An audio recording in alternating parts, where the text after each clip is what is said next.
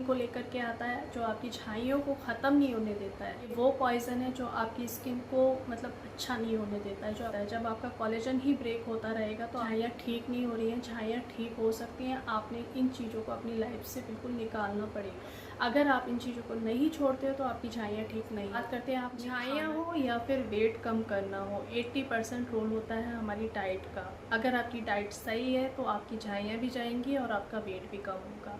हाय, मैं हूँ रुबीना और आप देख रहे हैं लाइफस्टाइल विद रुबीना। उम्मीद करती हूँ सब ठीक होंगे, सब खैरियत से होंगे और सब खुश होंगे। अगर हम ऐसे फूड्स खाते हैं जिससे हमारी इन्फ्लेमेशन और ज़्यादा बढ़ जाती है तो हमारी झाइयाँ कभी भी ठीक नहीं हो सकती है। जाने अनजाने हम बहुत सी चीज़ें ऐसी खा लेते हैं जिससे हमारी इन्फ्लेमेशन और बढ़ जाती है तो हमारी झाइयाँ और ज़्यादा बढ़ जाती है। आज मैं कुछ ऐसे फूड्स के बारे में बात करूँगी जो आपकी इन्फ्लेमेशन को बढ़ाते हैं और आपको क्या खाना चाहिए और क्या नहीं खाना चाहिए। वैसे तो मैं काफ़ी बारी आप लोगों से बात कर चुकी हूँ कि आपने डाइट में क्या लेना है, क्या नहीं लेना है। इनमें से कुछ फूड्स ऐसे हैं जो आपकी इन्फ्लेमेशन को बढ़ा देते हैं। जब इन्फ्लेमेशन बढ़ जाती है तो झाइयाँ ना तो ठीक होती है और ना ही कम होती है। सबसे पहले तो मैं उन लेडीज़ को कहना चाहूँगी जो हिम्मत हार चुकी हैं और जो ये हमेशा यही बोलती है कि हमारी झाइयाँ ठीक नहीं हो रही हैं और हमारी झाइयाँ ठीक नहीं होंगी।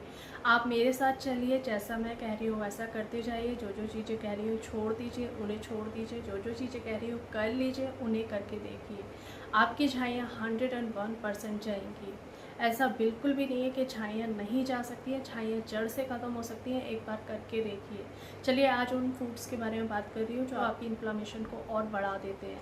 जब इन्फ्लेमेशन बढ़ जाती है तो हमारी झाइयाँ जो है और ज़्यादा बढ़ जाती हैं। सबसे पहले तो है गेहूँ यानी कि कनक की रोटी। पहले कनक की रोटी खाई जाती थी, लेकिन आजकल अगर आप गेहूँ की रोटी खाते हो तो ये आपकी इन्फ्लेमेशन को और बढ़ा देते हैं। मैंने सालों गेहूं की रोटी नहीं खाई है, आजकल इन दिनों कभी खा लेती हूँ। वो भी मैं फिर से छोड़ूंगी क्योंकि जब मैं खाने लगती हूँ तो मेरे को हार्मोनल इश्यूज़ होने लगते हैं, मेरे को पीरियड्स में प्रॉब्लम होने लगती है। तो कोशिश करिए गेहूं की रोटी बंद करने की। गेहूं की रोटी की जगह आप रागी की रोटी ले सकते हो, आप बेसन का चीला ले सकते हो, आप ज्वार की रोटी ले सकते हो। बहुत सारे ऑप्शन है कि गेहूं की रोटी छोड़ करके आप किसी और की रोटी लीजिए, लेकिन गेहूं को आपने छोड़ना पड़ेगा। गेहूं की रोटी इन्फ्लेमेशन को और ज़्यादा बढ़ा देती है, आपके वेट को और ज़्यादा बढ़ा देती है। अगर आपको हार्मोनल इशू है तो आपके हार्मोनल इश्यूज और बढ़ने लगते हैं। आप यकीन नहीं करोगे, गेहूं की रोटी मैं ना के बराबर खाती हूँ। कभी थक जाती हूँ तो जो बनता है घर में वो खा लेती हूँ, वरना अलग से मैं ज्वार की रोटी, रागी की रोटी ये बना करके खाती हूँ। और सबसे जो मेन है, जो इन्फ्लेमेशन को भी बढ़ाता है, जो आपके चेहरे पर एजिंग को लेकर के आता है, जो आपकी झाइयों को ख़त्म नहीं होने देता है, वो है वाइट शुगर यानी कि रिफाइंड शुगर। कहते हैं ना वाइट पॉइज़न। ये वो पॉइज़न है जो आपकी स्किन को मतलब अच्छा नहीं होने देता है, जो आपकी स्किन को हील नहीं होने देता है। कोलेजन को ब्रेक करता है। जब आपका कोलेजन ही ब्रेक होता रहेगा तो आपके चेहरे पर ना तो चमक आएगी, ना ही आपके चेहरे से पिगमेंटेशन ख़त्म होगी। तो आपने मीठे को तो बिल्कुल ख़त्म कर देना है, अपनी लाइफ से निकाल देना है। कुछ दिन के लिए कम कर दीजिए, जब आप कम कर दोगे तो आपको ठीक लगने लगेगा, उसके बाद बंद कर दीजिए। जब तक आप मीठा खाना नहीं छोड़ोगे और आप बहुत ज़्यादा मीठा खाते हो तो इससे आपकी शरीर की जो इन्फ्लेमेशन है और ज़्यादा बढ़ जाती है, तो झाइयाँ भी फिर और ज़्यादा बढ़ जाती हैं। तो आपको मीठा बिल्कुल छोड़ना पड़ेगा। अगर आप ये कह रहे हो ना झाइयाँ ठीक नहीं हो रही हैं, झाइयाँ ठीक हो सकती हैं, आपने इन चीज़ों को अपनी लाइफ से बिल्कुल निकालना पड़ेगा। जब तक आपकी झाइयाँ ठीक नहीं हो रही हैं तब तक तो आपने बिल्कुल भी इन चीज़ों को नहीं खाना है। तो यही बात है कि झाइयों के लिए बहुत ज़्यादा मेहनत करनी है, बहुत कुछ करना है, बहुत सारी चीज़ें ऐसी हैं जो आपने छोड़नी है। अगर आप इन चीज़ों को नहीं छोड़ते हो तो आपकी झाइयाँ ठीक नहीं होंगी।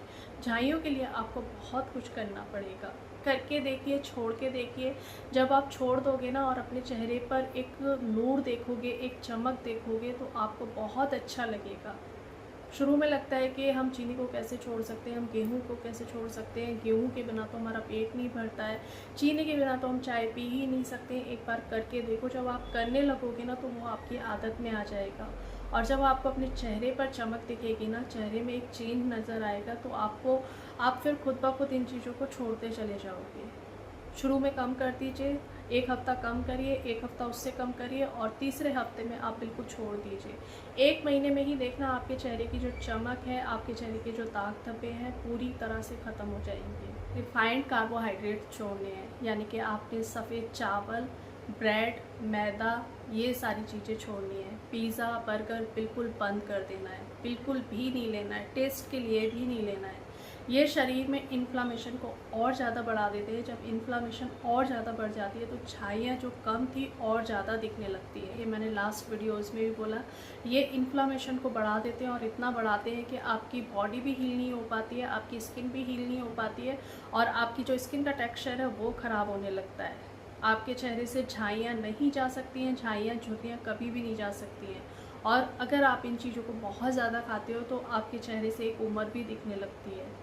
अगर आप इन्हें छोड़ देते हो तो आपके चेहरे की झाइयाँ झुर्रियाँ ख़त्म हो जाएंगी। जब शरीर में इन्फ्लामेशन बढ़ जाती है तो स्किन की प्रॉब्लम भी होने लगती है, हेल्थ इश्यूज़ भी होने लगते हैं और हमारा वेट भी कम नहीं होता है।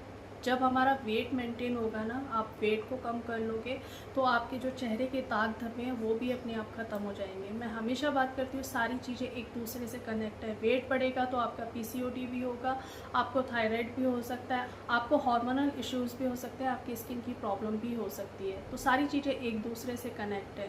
अगर ये चीज़ें आप खाते हो तो आपका कहीं ना कहीं वेट भी बढ़ेगा और स्किन की प्रॉब्लम भी होगी। और स्किन की प्रॉब्लम में सबसे पहले आता है छाइयाँ। जब आपको हार्मोनल इम्बैलेंस होता है तो छाइयाँ आती ही आती हैं। जब तक आपकी छाइयाँ ठीक नहीं हो रही हैं तब तक तो आपने बिल्कुल भी इन चीज़ों को नहीं खाना है। तो यही बात है कि छाइयों के लिए बहुत ज़्यादा मेहनत करनी है, बहुत कुछ करना है, बहुत सारी चीज़ें ऐसी हैं जो आपने छोड़नी है। अगर आप इन चीज़ों को नहीं छोड़ते हो तो आपकी छाइयाँ ठीक नहीं होंगी।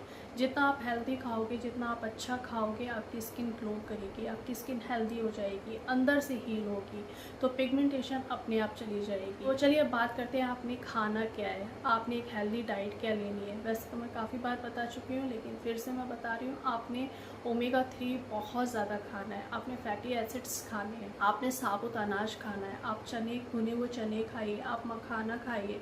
जो आप पैसे क्रीम में और कॉस्मेटिक में और प्रोडक्ट्स में वेस्ट कर रहे थे ना, वो अपने खाने पर लगाइए।